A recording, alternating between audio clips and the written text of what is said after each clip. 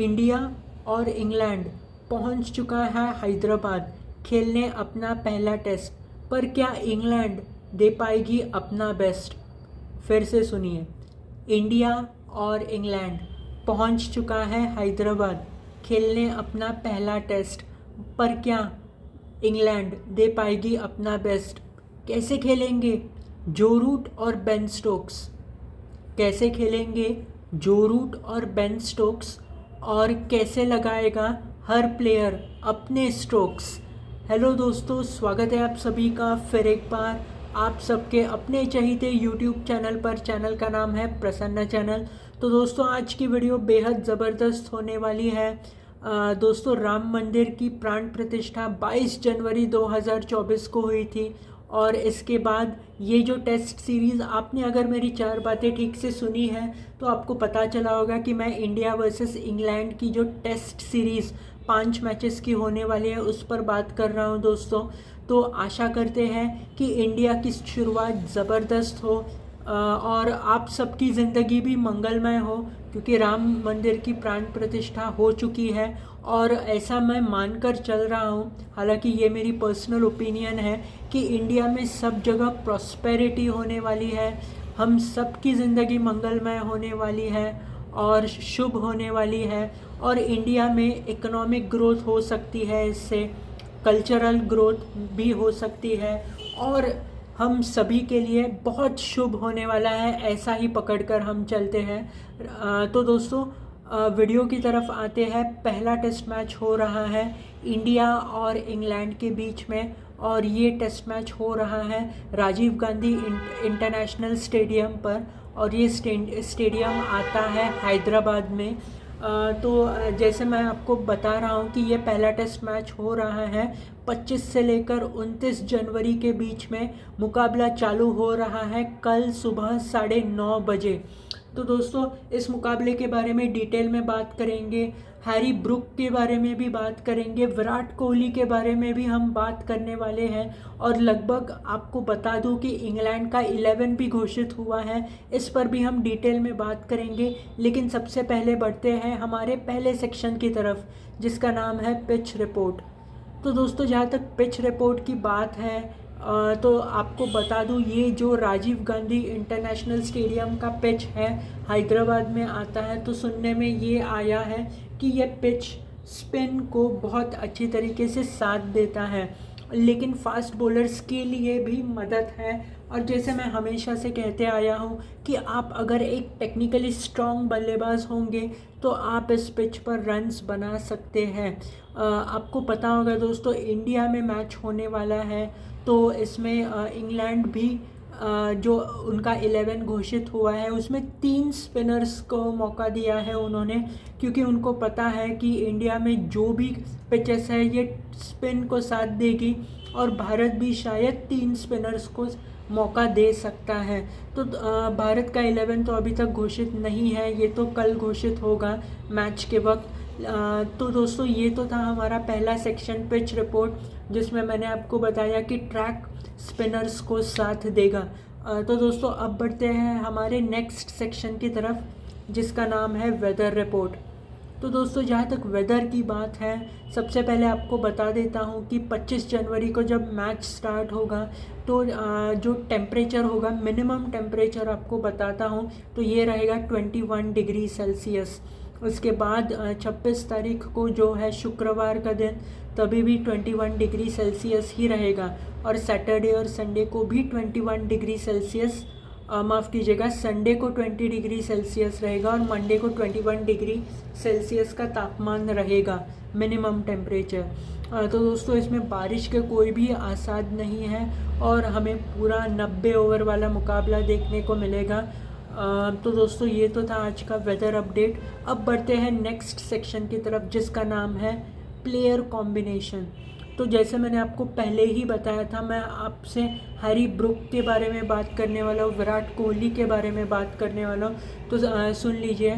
तो Harry Brook जो है इंग्लैंड के फ़िलहाल सबसे अच्छे खेलने वाले बल्लेबाज थे अभी तक जो टेस्ट सीरीज़ हुई उसमें।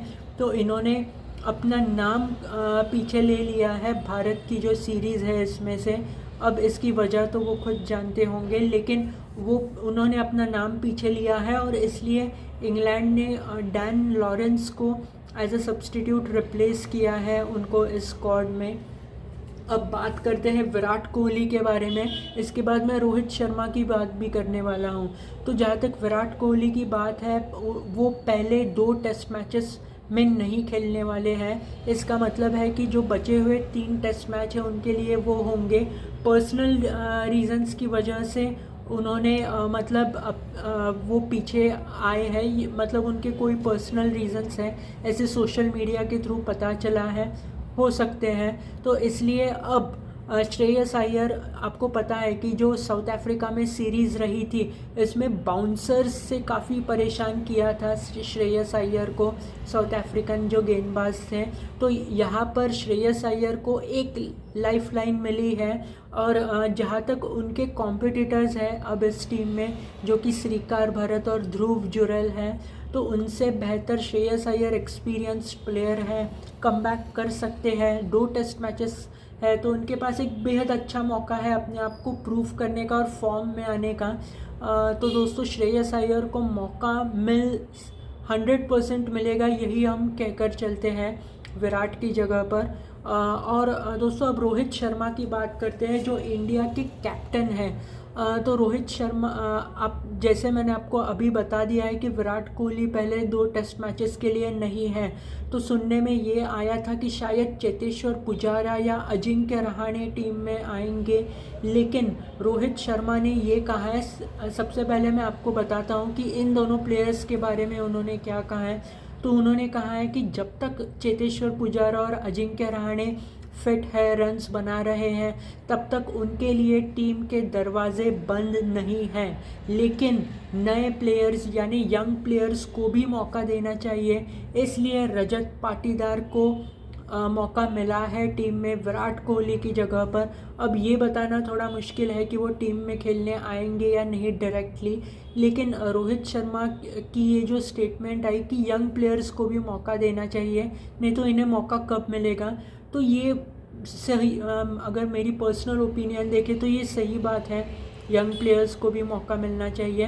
बट जिस तरीके से आपको याद होगा, चेतेश्वर पुजारा जो WTC का फाइनल हुआ था ऑस्ट्रेलिया में, उसके बाद से नहीं खेले हैं। हालांकि जो फर्स्ट क्लास जो मैचेस होते हैं उसमें वो चौथे प्लेयर बन चुके हैं जिन्होंने 20,000 प्लस रन्स बनाए हैं। तो मुझे ऐसे लगता है शायद चेतेश्वर पुजारा को मौका दे देना चाहिए था, या फिर अजिंक्य रहाणे लास्ट खेले थे वेस्ट इंडीज़ के खिलाफ, इसके बाद शायद उनको मौका नहीं मिला है। तो अजिंक्य रहाणे भी अच्छे प्लेयर हैं, उनको भी मौका मिलना चाहिए था, लेकिन मिला नहीं है। बट ओके, ये टीम मैनेजमेंट का फ़ैसला है। लेकिन वैसे तो चेतेश्वर और अजिंक्य रहाणे अच्छे प्लेयर्स हैं।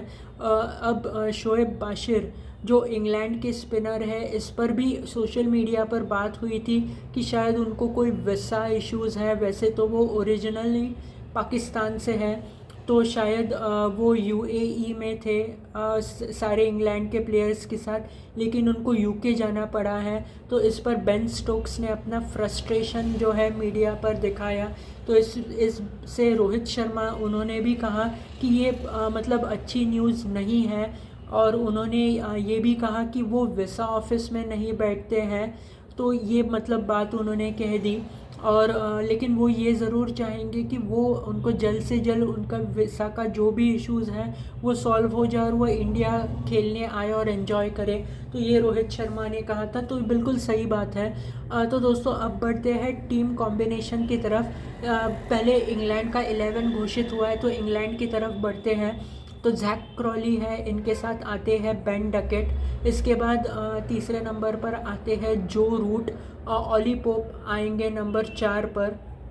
नंबर 5 की बात करें तो जॉनी बेयरस्टो है। नंबर 6 पर बेन स्टोक्स हैं, इंग्लैंड के कप्तान। 7वें नंबर पर आ सकते हैं बेन फोक्स जो विकेट कीपर हैं। इसके बाद दोस्तों नंबर 8 पर आ सकते हैं मार्क वुड जो टीम में एकमात्र फास्ट बॉलर है, हालांकि स्टोक्स उनको सपोर्ट कर सकते हैं। इसके बाद 3 स्पिनर्स हैं, एक है रेहान अहमद जो एक अच्छे सुलझे हुए स्पिनर है, दूसरे है जैक लीच जिनके पास स्पिन गेंदबाजी का अनुभव है, और तीसरे जो है टॉम हार्टली है। अब ये सब्स्टिट्यूट थे पिछले मैचेस में, तो इनको मौका मिला है, तो देखते हैं ये कैसे मौके का फ़ायदा उठाते हैं। जहाँ तक सब्स्टिट्यूट्स की बात है, जेम्स एंडरसन है, सबसे एक्सपीरियंस्ड प्लेयर है। इसके बाद ऑली रॉबिन्सन है, गस एटकिंसन है और डैन लॉरेंस है। अब बात करते हैं इंडियन टीम की। मैं आपको सब सब्स्टिट्यूट्स के साथ बताता हूँ। रोहित शर्मा आ सकते हैं पहले यशस्वी जायसवाल के साथ, तीसरे नंबर पर आ सकते हैं शुभमन गिल, चौथे नंबर पर आ सकते हैं श्रेयस अय्यर। अब पाँचवें नंबर पर केएल राहुल आ सकते हैं जो विकेट कीपर है। नंबर 6 पर आ सकते हैं रविंद्र जडेजा, 7 पर आ सकते हैं अक्षर पटेल और 8 पर आ सकते हैं रविचंद्रन अश्विन। ये तीनों स्पिनर्स हैं। अब मैं मानकर चलता हूँ कि 3 फास्ट बॉलर होंगे, जिसमें से एक है जसप्रीत बुमराह, दूसरे हैं मुकेश कुमार और तीसरे हैं मोहम्मद सिराज। वैसे देखने वाली बात होगी कि रजत पाटीदार अंदर आते हैं या फिर श्रीकर भरत अंदर आते हैं एज अ रिकॉग्नाइज्ड कीपर, ये देखने वाली बात होगी। लेकिन मेरी तरफ से ये 11 हो सकता है। सब्स्टिट्यूट्स की बात करें तो रजत पाटीदार है, दूसरे है श्रीकर भरत, तीसरे है ध्रुव जुरैल जो विकेट कीपर है श्रीकर भरत के साथ, चौथे हैं आवेश खान, पांचवें है कुलदीप यादव। तो दोस्तों ये तो है भारत का मतलब जो टीम। अब बढ़ते हैं नेक्स्ट सेक्शन की तरफ जिसका नाम है फैंटेसी क्रिकेट। अब फैंटेसी क्रिकेट टीम बताने से पहले आपको बताना चाहूँगा कि ये एक स्किल बेस्ड गेम होता है जो मैच के पहले खेला जाता है। ये चैनल अब किसी भी तरीके से प्रवृत्त नहीं करता है फैंटेसी क्रिकेट खेलने के लिए, क्योंकि इसमें वित्तीय जोखिम होते हैं और आप कृपया अपनी जिम्मेदारी पर इसे खेल सकते हैं। तो दोस्तों जहाँ तक 11 की बात है, मैं आपको 11 बताना चाहूँगा।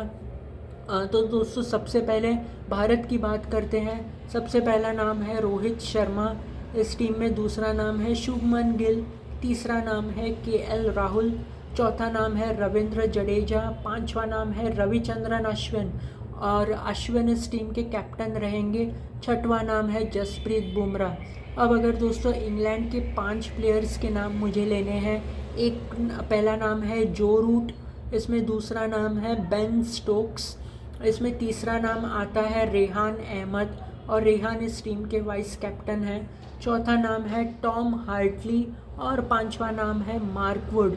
तो दोस्तों ये तो हो गई मेरी फैंटेसी टीम जिसमें मैंने अश्विन को कैप्टन लगाया और वाइस कैप्टन मैंने लगाया रेहान अहमद को। आप मुझे बता सकते हैं आपको मेरी फैंटेसी नॉलेज और फैंटेसी एनालिसिस कैसे लगती है।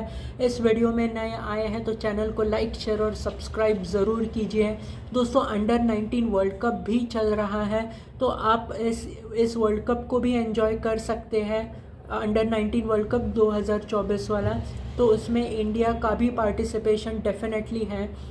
तो दोस्तों इस वीडियो में बस इतना ही। मैचेस दुनिया भर में चल रहे हैं, आप उनको एंजॉय ज़रूर कीजिएगा। आज के लिए बस इतना ही, मिलेंगे अगले वीडियो में, तब तक के लिए मुझे दीजिए इजाज़त और मैच देखना ना भूलिए। Thanks for watching.